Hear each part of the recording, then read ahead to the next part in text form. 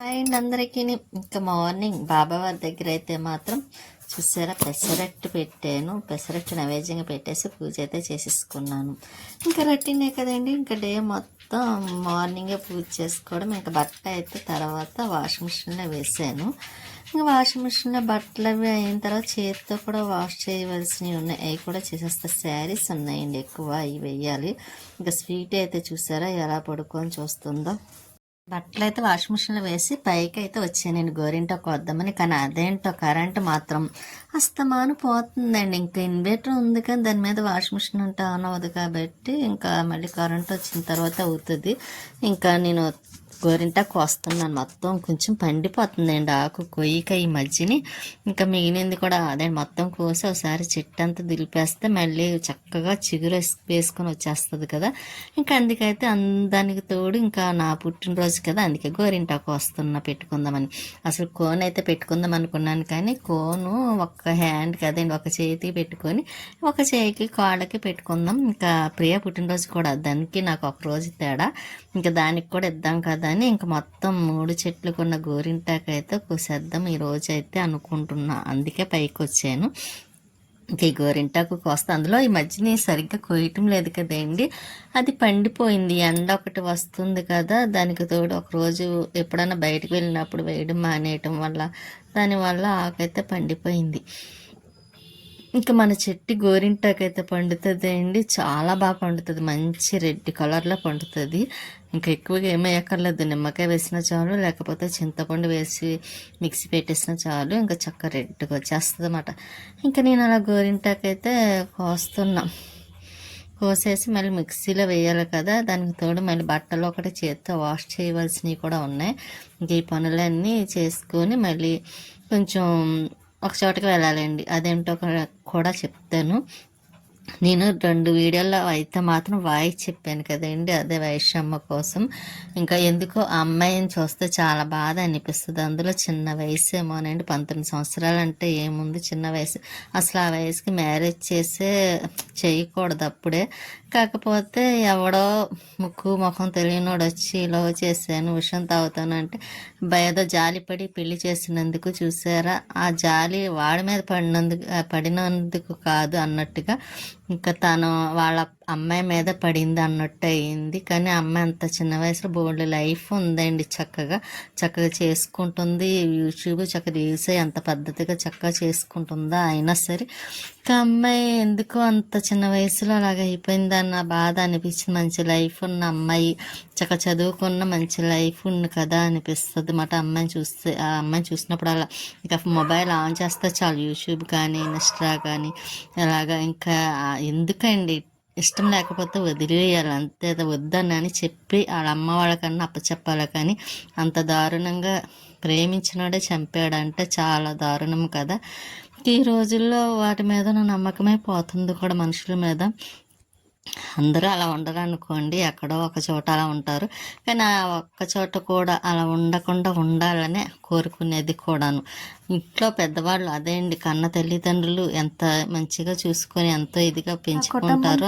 బాధ మామూలు బాధ కదండి, తల్లిదండ్రులు కానివ్వండి, వాళ్ళ అన్నయ్యలు కానివ్వండి. కానీ ఎవరు ఎంత బాధపడి ఏం చేసినా అమ్మాయిని తీసుకురాలేము. కాకపోతే ఇటువంటివి వేరే అమ్మాయికి కూడా జరగకుండా ఉండాలనే కోరుకునేది ఎవరైనా సరే. నేను మామూలుగా అసలు నేను ఎవరి విషయాలు కలగజేసుకోనండి, అసలు పట్టించుకోవడం అంటే గబుక్కుని ఎవరి గురించి కూడా ఇలా ఓపెన్గా మాట్లాడడం కూడా నాకు ఇష్టం ఉండేది కాదు.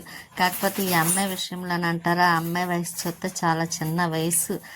ఇష్టపడి ప్రేమించకపోతే చనిపోతానని చెప్పి మరి బలవంతంగా పెళ్లి చేసుకొని అమ్మాయిని, అసలు ప్రేమించిన మనిషి ఎలా చూసుకోవాలండి, అమ్మాయిని ఎంతో ఇదిగా చూసుకోవాలి. అటువంటి అమ్మాయిని వాడికి నచ్చలేదనో ఏదో అనో ఇంక వాడి చంపే అధికారమైన ఎవడిచ్చాడండి. సొంత తల్లిదండ్రులు ఒక దెబ్బ వేయకుండా పెంచుకుంటారు ఎంతో ప్రేమగాను. ఎవడో మధ్యలో వచ్చి ఇలా చంపే అంత అధికారం ఎవరిస్తారు వాడికి? అదే వాడిని చంపితే వాళ్ళ అమ్మ వాళ్ళు ఊరుకుంటారు? ఊరుకోరు. అటువంటి మనిషే కదా అమ్మాయి కూడాను. ఇంకా అమ్మాయి ఎన్నో ఆశలు పెట్టుకుంది పాపం. ఎన్నో మామూలు విషయం కదండి, అందరూ ప్రెగ్నెంట్తో ఉన్నదంటే ఎన్నో ఆశలతో కోరికలతో ఉంటుంది. ఆ అబ్బాయి మీద ఎంత ప్రేమ పెంచుకొని ఉంటుందండి, అది కూడా గుర్తు లేదా చంపే ముందు. ఎంతో బతిమలాడిందంట పాపం. అవన్నీ విన్నప్పుడు గట్ట చాలా బాధ అనిపిస్తూ ఉంటుంది. ఇంకా ఇన్స్టా ఓపెన్ చేసిన ఏ పని చేసినా అమ్మాయి ఎందుకో చాలా గుర్తు వస్తూ ఉంటుంది కూడాను. ఇంకా ఆడవాళ్ళు అంతేనంటారా, ఒకరికి ఇదవలసిందైనా వాళ్ళకి కొన్ని కోరికలు కొన్ని ఆశలు అయ్యో అన్నీ ఉంటాయి కదా. వాళ్ళకి నచ్చలేదనో లేకపోతే వాళ్ళకి చెప్పినట్టు వాళ్ళు చెప్పినట్టు వినలేదనో ఇలాగైనా చంపుకుంటూ పోతారు మగవాళ్ళు. ఇంతేనండి ఆడవాళ్ళు అంటే వాళ్ళకు ఉండే ఇది. అయితే ఎక్కువగా అసలు ఎవరి కోసం నేను మాట్లాడను, కానీ ఎందుకు ఈ అమ్మాయి చాలా గుర్తొస్తుంది కూడా, మాట్లాడాలనిపించి మాట్లాడుతున్నా. కానీ నాకు ఇలా ఎలా మాట్లాడాలో కూడా అర్థం కాలేదు. అందుకే నేను ఏదో చెప్పాలనుకొని ఏదో చెప్పాను అనిపించింది. కాకపోతే అమ్మాయి విషయంలో చూస్తే చాలా చాలా బాధ అనిపించిందండి. ఆ అమ్మాయి అంత చిన్న వయసులోనే ఇంకా ఏమి ఇది చేయకుండానే వెళ్ళిపోయింది. మంచి లైఫ్ ఉన్న అమ్మాయి అండి, చక్కగా ఆ వయసులో చక్కగా ఎన్నో ఆశలు కోరికలతో ఇంట్లో వాళ్ళు కానీ ఆ అమ్మాయి భవిష్యత్తు బాగుంటుందని ఎంతో ఇది చేసి వద్దన్నా సరే, మ్యారేజ్ వద్దన్నా సరే ఇంట్లో వాళ్ళు ఒప్పించి చేసినందుకు ఇంకా అమ్మాయి అలాగే అయిపోయినందుకు చాలా బాధ అనిపించింది. కానీ వాళ్ళ అమ్మ వాళ్ళ బ్రదర్స్ వాళ్ళ బాధ చూస్తూ ఉంటే మాత్రం చాలా బాధ అనిపిస్తుంది. నిజంగా ఆ అమ్మాయితోనే పోయిందా వాళ్ళ లైఫ్ అన్నట్టు అయిపోయింది వాళ్ళ జీవితాలు. ఇంకా వాళ్ళ అన్నయ్య వాళ్ళు అయితే ఇంకా అస్సలు చూడక్కర్లేదు ఎంత బాధపడుతున్నారో. ఆ బాధ నిజంగా వేరే వాళ్ళకి కూడా రాకూడదండి, ఎవరికీ రాకూడదండి. ఈసారి అయినా సరే ప్రతి ఆడపిల్ల ఎవరో ముక్కు మొహం తెలియనోడు ప్రేమించాడని వాడు ఎక్కడ చచ్చిపోతాడా అని చెప్పి అస్సలు చేయకూడదండి. చేస్తే ఇదిగోండి ఇలాగే ఉంటాయి లైఫ్ జీవితాలు. మగవాళ్ళకి కొంతమంది బాగానే ఉంటారు, కానీ అక్కడ పోయేది ఆడవాళ్ళ తల్లిదండ్రులు. ఆ అమ్మాయి కన్న తల్లిదండ్రులు ఆ అమ్మాయి కదండి బాధపడాల్సింది. కానీ ఆ అమ్మాయిని అంత ఇది చేసి ఆ అమ్మాయిని అలా చేసినందుకు వాడు ఏమైనా బాగుపడతాడో, అది బాగుపడడం ఉండదు. కాకపోతే తల్లిదండ్రులు ఎంత బాధపడుతున్నారో ఆ బాధ తప్పకుండా వాడికి వాళ్ళ కుటుంబానికి తప్పకుండా తగులుతుంది కూడాను. ఎందుకంటే వాళ్ళు అమ్మాయి మీద పెంచుకున్న ప్రేమ అలా అటువంటిది మాట్లాడండి. ఏమండి తల్లిదండ్రులు ఎందుకు అంత ప్రేమగా పెంచుకొని అంత అల్లరిముద్దుగా చూసుకుంటారు. పెళ్లి చేసుకున్నవాడు కూడా అంతే బాగా చూసుకుంటాడనే కదండి స్టేటస్ అను ప్రతి ఒక్కరికి ఇదొక అలవాటు అయిపోయిందండి. అమ్మాయిని చేసుకుంటారు ఇష్టపడ్డాం అని అంటారు, కానీ మధ్యలో స్టేటస్లు అవన్నీ గుర్తుకొస్తాయి మాట అండి. ఆ స్టేటస్ అంటే ఏమిటి? నా ఉద్దేశం అయితే మాత్రం స్టేటస్ ఇదొకటి నేర్చుకుంటారండి బాగానే. స్టేటస్ ముందైతే గుర్తుకు రాదండి.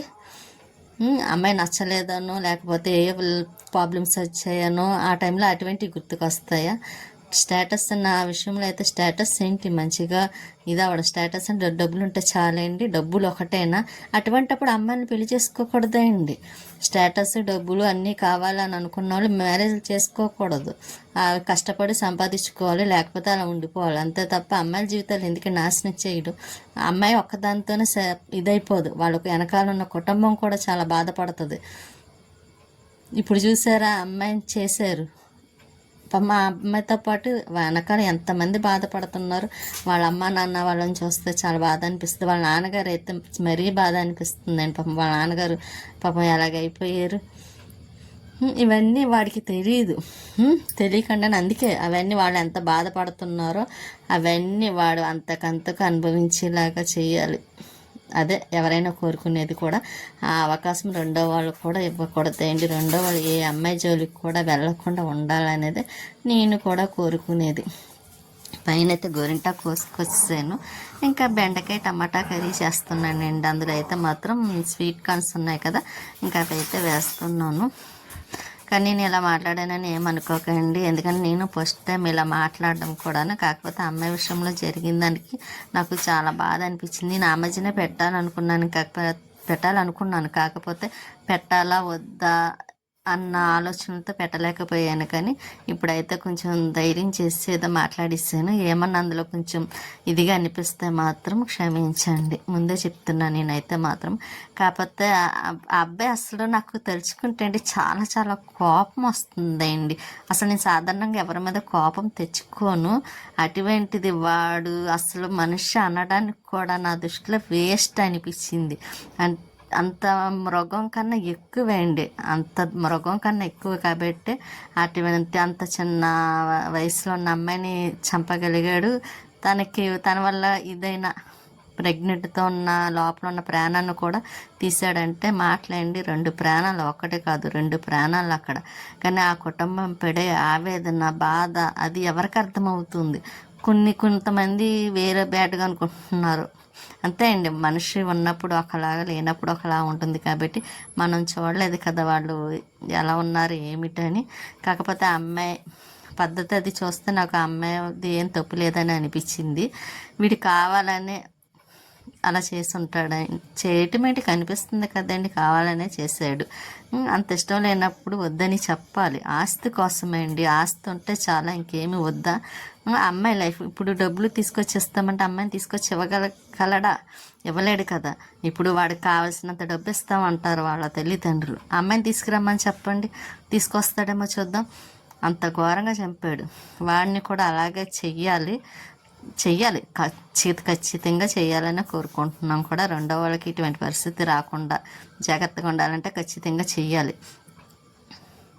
నేనైతే కూర అయితే స్టవ్ మీద వేసేసాను కదండి. బెండకాయ, స్వీట్ కార్న్స్ అండి కొంచెం గిన్నెలో ఉంటే అవి కూడా కడిగేసి పక్కన పెట్టాను. ఇంకా ఇలాగే వంటగదిలో ఒక పని చేయడానికి వస్తాను, 2-3 పనులు చేస్తూ ఉంటాను. అలా పనులు అవుతూనే ఉంటాయి. ఇంక ఈ 2 రోజులు నేను ఎందుకు ఆ వైశ్యమ్మ చాలా గుర్తొచ్చింది. అందువల్ల ఈ 2 రోజులు నేను వీడియోలో కొంచెం వాయిస్ కూడా తన కోసమే మాట్లాడాను. అందుకు మీరు కూడా ఏమనుకోవద్దు, అర్థం చేసుకుంటారని అనుకుంటున్నాను. ఇంకా కూర అయితే ఇంకా అలా మగ్గుతూ ఉంది కదండి. ఇంకా సింక్ దగ్గర కూడా కడిగేసి ఇంకా వంట పని అంటే అందులో బెండకాయ అంటే మనకు అంత ఇంట్రెస్ట్ ఉండదు. కాకపోతే స్వీట్ కార్న్ వేసాను కదా, లైట్గా కొంచెం గ్రేవీ ఉంటుంది కాబట్టి అది వేసుకొని పెరిగి వేసుకొని తినేద్దాం అనుకొని ఇంకా నేను బెండకాయ కర్రీ అయితే చేస్తున్నాను. స్వీట్కి అయితే చాలా ఇష్టం కదండి బెండకాయ. అమ్మో, దానికైతే చెప్పక్కర్లేదండి, అంత ఇష్టం, చాలా చాలా ఇష్టం బెండకాయ కర్రీ అంటే. ఇంకా లైట్గా అల్లం వెల్లుల్లి పేస్ట్ని కారం అది వేసేస్తాను. టేస్ట్ బాగానే ఉంటుందిలేండి. అందులో స్వీట్ కార్న్ ఒకటి వేసానేమో. ఇంకా స్వీట్ కార్న్ అన్నిట్లోనే యూజ్ చేసుకోవచ్చు అండి. చక్కగా ఉప్మాలో వేసుకోవచ్చు, లేకపోతే కర్రీ చేసుకోవచ్చు, లేకపోతే సమోసా చేసుకోవచ్చు.